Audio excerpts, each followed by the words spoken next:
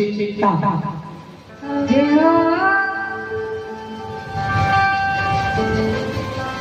दू गो चार गो बेटा जमाए गए गोपी नगरी में रहती है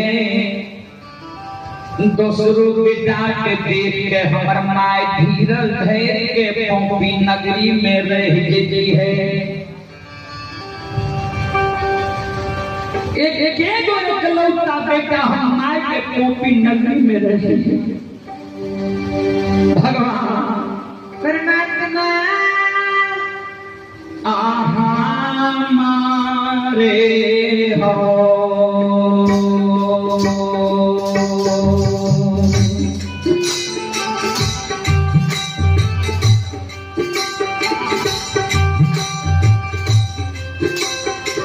विधाता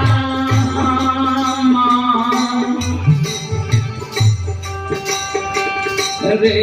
हो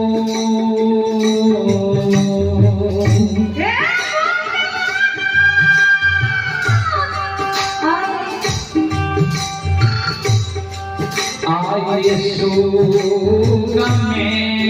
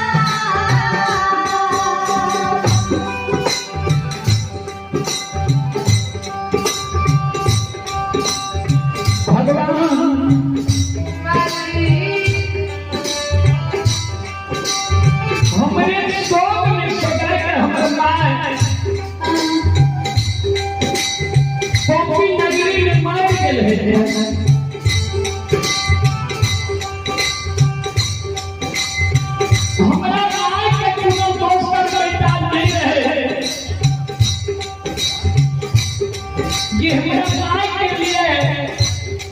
लाल पियर के हरी टोली बना वो हरी टोली पर हमारा माई के सुता सब काम ला लेती है और सब काम में हमारा माई के मुंह में आग डाला संस्कार क्रिया कर्म डाला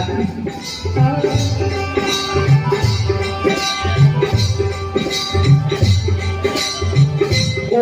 सजाए तड़ो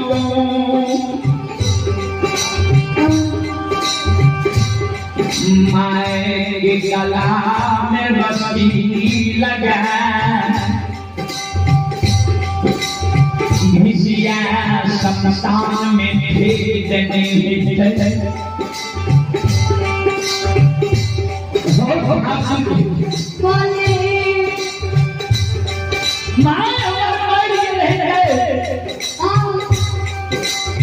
बियाही नारी के खून भी गुलाम कला कर नहीं हम हस्तार हम नहीं ला भेले रहे बियाही नारी के ये नहीं हम सखी से ही हाथ पैर में रह के आत्मा बदल गए रहे वो आत्मा बियाही नारी के मन में नहीं भेले रहे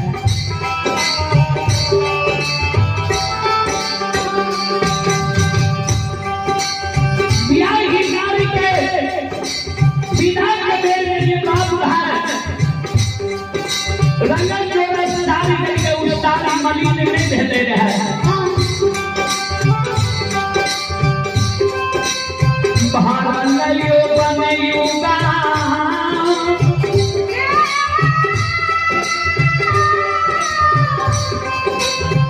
जवानी उमर में बियाही नारी के को हमारे घर में छोड़ गए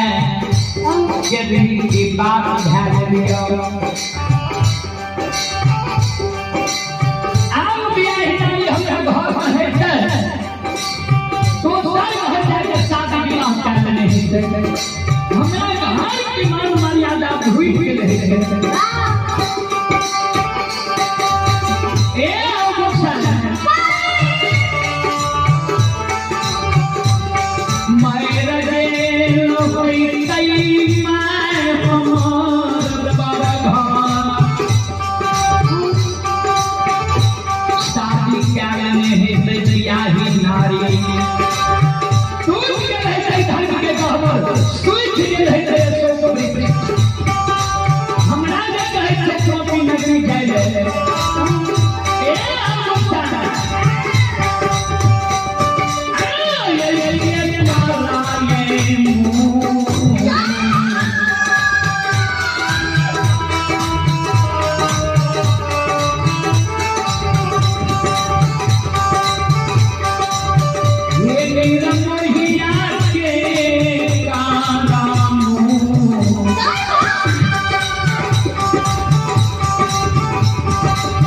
Oh